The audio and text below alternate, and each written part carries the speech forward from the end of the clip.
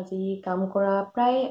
মই 11 চনত জইন কৰিছিলোঁ নিউজ লেব নহয় আচলতে প্ৰাইডিষ্টত মই 11 চনত জইন কৰিছিলোঁ নিউজ পঢ়া মোৰ 4-5 বছৰ ইতিমধ্যে হৈ গৈছে আগতে মই প্ৰগ্ৰামত আছিলোঁ এতিয়া মই নিউজলৈ আহিলোঁ 3-4 বছৰ ধৰি আপোনালোকৰ বাবে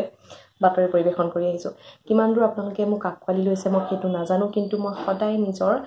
100% দিবলৈ চেষ্টা কৰোঁ সদায় যাতে আপোনালোকে মই কোৱা কথাবোৰ বুজি পায় মই যি বাতৰি পঢ়োঁ সেয়া যাতে আপোনালোকৰ বুজাত ভুল নহয় মই সদায় চেষ্টা কৰি আহিছোঁ আৰু যদিহে মই আপোনালোকক জনাব বিচাৰোঁ এংকৰিং কৰি মোৰ কেনেকুৱা লাগে বা মই নিজৰ কামটো কৰি মই কেনেকুৱা অনুভৱ কৰোঁ সেই ক্ষেত্ৰত মই ক'ব বিচাৰিম মানুহে যেতিয়া কোনোবা এটা কাম কৰি ভাল পায় সেয়া লাগিলে যিয়ে নহওক আপুনি যদি খেলি ভাল পায় বা আপুনি যদি কিবা নাটক কৰি বা নাচি বা গান গাই ভাল পায় সেই কামটো যেতিয়া আপুনি কৰিবলৈ পায় সেই কামটোত যেতিয়া আপুনি নিজৰ কৰ্মক্ষেত্ৰ হিচাপে বাছি লয় সেই কামটো কৰাৰ মজাই সুকীয়া সেই কামটো কৰাৰ মজাই বেলেগ অৱশ্যে মই প্ৰথমতে ভবা নাছিলোঁ মই এংকাৰিং কৰিম অথবা মই নিউজ পঢ়িম এনেকৈ আহিম এটা নিউজ চেনেলত কাম কৰিম মই একেবাৰে ভবা নাছিলোঁ মই গ্ৰেজুৱেশ্যন কমপ্লিট কৰিছিলোঁ নিউজত নগাঁও কলেজৰ পৰা তাৰপিছত মই হঠাৎ ভাবিলোঁ যে মাছ কমিউনিকেশ্যন আমাৰ এটা ছাবজেক্ট আছে সেই ছাবজেক্টটোত কিবা কৰিব পাৰি নেকি বা বাতৰি পঢ়িম বুলি তেতিয়া ভবা নাছিলোঁ সেই তাৰপিছত কি কৰিলোঁ ইউনিভাৰ্চিটি আহিলোঁ এডমিশ্যন ল'লোঁ এণ্ট্ৰেঞ্চ দিলোঁ পাছ কৰিলোঁ মাছ কমিউনিকেশ্যন কৰি গ'লোঁ 2 বছৰীয়া কোৰ্চ কৰিলোঁ MA কৰিলোঁ মাছ কমিউনিকেশ্যনত তাৰপিছত তাতে আমাৰ ইউনিভাৰ্চিটিতে মই গুৱাহাটী ইউনিভাৰ্চিটিৰ পৰা MA কৰিছিলোঁ তাতে আমাৰ এটা কমিউনিটি ৰেডিঅ' ষ্টেচন বুলি আছিল সেই তাতে মই নিয়মীয়াকৈ গৈছিলোঁ গৈ পেপাৰবোৰ পঢ়ি তাত আমি ৰেডিঅ'ত আমি সেইবোৰ কৰিছিলোঁ কাম সেইবোৰ কৰাৰ পিছত এদিন মই হঠাৎ গম পালোঁ যে এনেকুৱা অডিশ্যন হৈছে নিউজ লাইভত এনেকৈ আহিব লাগে এনেকৈ জনাৰ পিছত এনেকৈ অডিশ্যন দিলোঁ আৰু চিলেক্ট হ'লোঁ তাৰপিছত মই আচলতে প্ৰগ্ৰামত কাম কৰিছিলোঁ ৰঙত কাম কৰিলোঁ ৰামধেনুত কাম কৰিলোঁ চেনেল তাৰপিছতহে মই নিউজ লাইভত আহিছোঁ আৰু সঁচা ক'বলৈ গ'লে যেতিয়াৰ পৰা মই এই লাইনটোৰ লগত জড়িত হৈ পৰিলোঁ প্ৰথমে মোৰ খুব ইচ্ছা আছিল মই প্ৰথমতে প্ৰগ্ৰামিঙত আহিব বিচৰা নাছিলোঁ নিউজ পঢ়াটোৱে মোৰ ইচ্ছা আছিল কিন্তু সেই সময়ত ফ্ৰেচাৰ্ছবোৰ যোনবোৰ নতুনকৈ আহিছিলে তেওঁলোকক আচলতে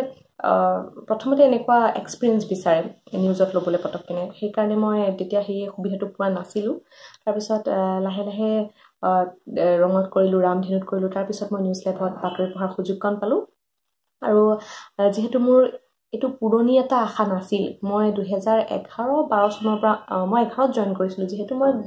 9 চনমানৰ পৰা মনত পুহি ৰাখিছিলোঁ যে মই বাতৰি পঢ়িম বা মই এগৰাকী সাংবাদিক হ'ম এনেকুৱা ধৰণৰ কথা ভাবিছিলোঁ আৰু আজি মই যি মনে বিচাৰিছিলোঁ সেই কামটো মই যেতিয়া কৰিব পাৰিছোঁ গতিকে মই খুবেই সুখী হয় কৰ্মক্ষেত্ৰত কেতিয়াবা কিছুমান এনেকুৱা আহে খুব দৌৰাদৌৰি হয় যিহেতু এইটো সাংবাদিকতা যিসকলে সাংবাদিকতা কৰি আছে তেওঁলোকেতো জানেই যিসকলে নাজানে তেওঁলোককো কওঁ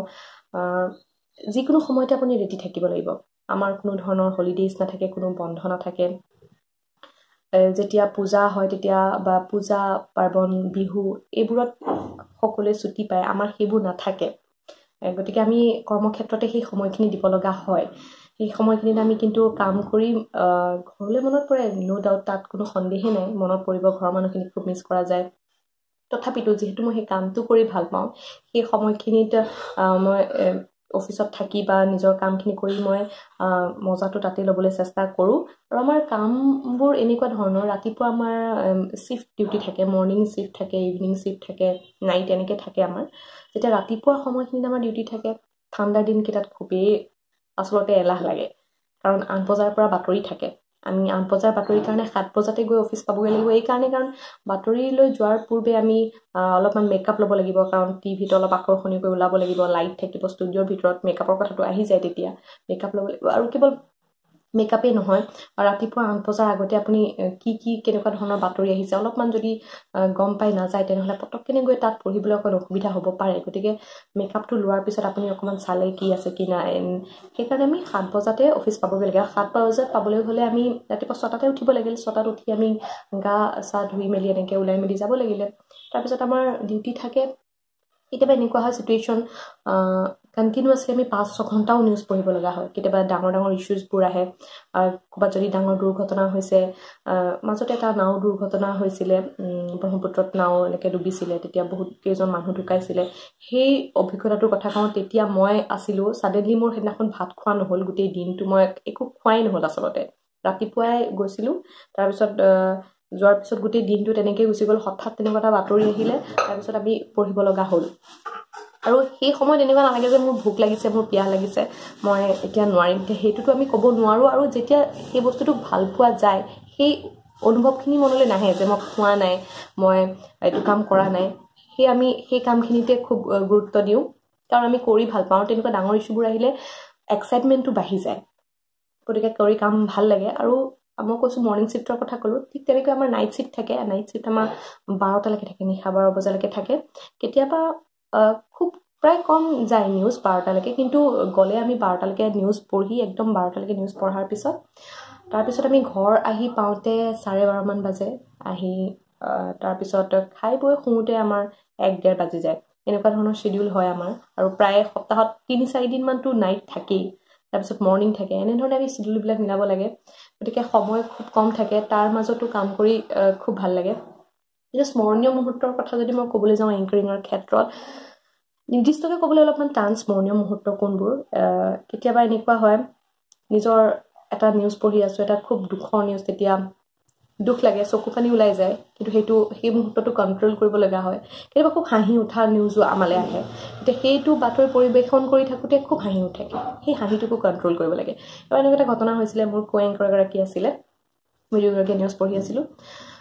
এনেকুৱা এটা কথা মানে আমাৰ হাঁহি উঠিলে কিন্তু সেই বস্তুটো আমি কণ্ট্ৰল কৰিব লাগে সেই মুহূৰ্তটো মই মানে আজিও ভাবি ভয় লাগে মানে সেই মুহূৰ্তত মই ইমান মানে হাঁহি উঠিছিলে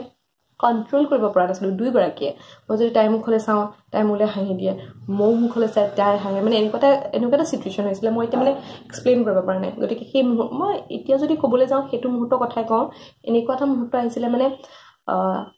এটেক টাইপ আহিছিলে মানে হাঁহিটো মানে আমাৰ 1 ছেকেণ্ডৰ কাৰণে যে আকৌ আহে সেই মুহূৰ্তখিনিত আমি কেনেকৈ আমি কণ্ট্ৰল কৰিছিলোঁ আৰু মই আজিও ভাবোঁ যাতে সেনেকুৱা এটা চিটুৱেশ্যন কোনো এংকৰৰ লগতে নহওক এতিয়াও ভয় খাওঁ কোনোবাই হাঁহি উঠা কথা ক'লে একদম এভইড কৰিবলৈ চাওঁ কাৰণ আমাৰ এটা PCR টীম থাকে আমাক কণ্ট্ৰল কৰে এগৰাকী কি থাকে PCRত আমাৰ এটা পেনেল যিহেতু থাকে তেওঁলোকে কেতিয়াবা হাঁহি উঠা কথা কয় সেই সময়খিনি খুব কণ্ট্ৰল কৰিব লাগে আৰু মই একদম হাঁহি কণ্ট্ৰল কৰাত একেবাৰে 0 গতিকে এনেকুৱা যাতে এটা মুমেণ্ট নাহক মই তাকেই কামনা কৰোঁ আৰু বহুত তেনেকুৱা স্মৰণীয় মুহূৰ্ত থাকে কেতিয়াবা খুব কিবা এটা যদি ডাঙৰ ইছ্যু থাকে ভালকৈ পঢ়া যায় তাৰপিছত যেতিয়া আমাৰ ওপৰৰ যি ছাৰসকলে বা আমাৰ ছিনিয়ৰসকলে যেতিয়া কয় যে ভাল কৰিছা সেনেকুৱা মুহূৰ্তবোৰ আমাৰ কাৰণে খুব ভাল কাৰণ প্ৰশংসা পালে কাম কৰাৰ যিবোৰ কাম কৰাৰ মনবোৰ বেছিকৈ বাঢ়ি যায় বা বেয়া হ'লেও ক'ব লাগে বা ভাল হ'লেও ক'ব লাগে গতিকে সেই মুহূৰ্তবোৰ মোৰ কাৰণে খুবেই ভাল